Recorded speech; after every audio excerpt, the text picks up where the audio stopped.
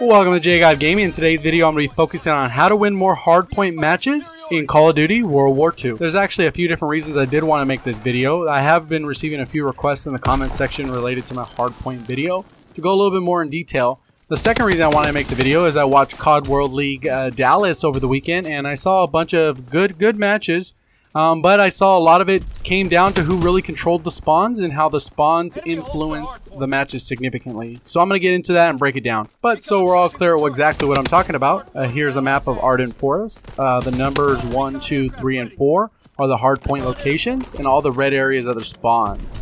Usually the spawns spawn cross from each other. So if someone spawns on the far left, the enemy is usually spawning on the far right. If someone spawns on the bottom left, someone's usually spawning at the top right. The next slide that I'm going to put on the screen is just going to look like a bunch of numbers, but I'm going to go ahead and walk you through it. This is the data I gathered from watching the CWL Dallas and watching 4 different matches of the pros play, and then just paying attention to the spawns and how the spawns flip throughout the match. So anytime it flipped, I paused it, wrote down exactly where the hardpoint tally was and what the score was, and then kind of modified it as the match went on. So I kept track of it, and as long as the spawns were coming out of the left, I kept the people scoring out of the left, and out of the right.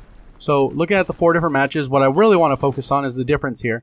So on the first hardpoint wasn't a huge difference of 4 matches, as 111. The second hardpoint was 192, but the monster is hardpoint number 3.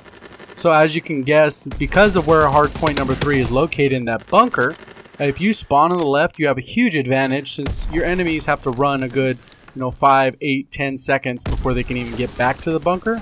So you pretty much have won the bunker if you have those spawns and have locked it down. And as you can see, hardpoint number 4, it's a highly contested one. The numbers are nowhere near as high as all 3 of the categories on the left and the right. So you can kind of see that that one's probably the least valuable, the hardpoint. It's definitely worth contesting, but you primarily want to set yourself up for an ideal spawn. By controlling the spawns, you can obviously see a trend that if you have all the left spawns, you're more likely to win the matches. So what I'm going to do is put on the sums so you can kind of see the difference there. And there it is. You see the huge difference there. 1207 is the hardpoint tally versus the 543 from left to right. The variance there is 664, so more than double from left to right. So what that really tells you is you have to position yourself to get those left spawns at all times.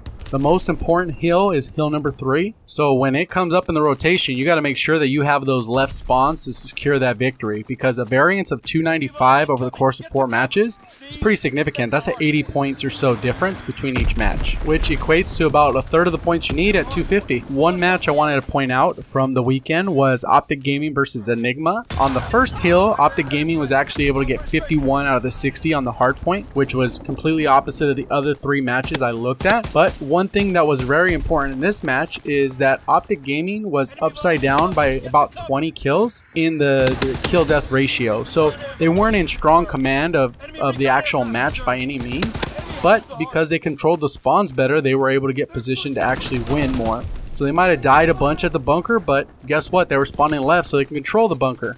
So when you kind of look at the examples like that in real life examples of pros getting it done the right way, they're using the spawns effectively to control the map.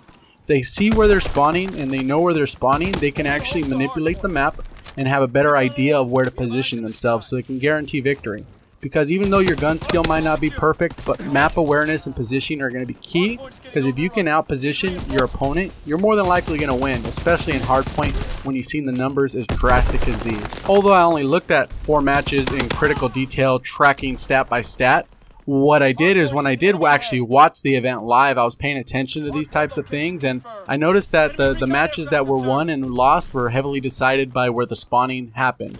Not necessarily the initial spawn of the left, but the overall spawns in general.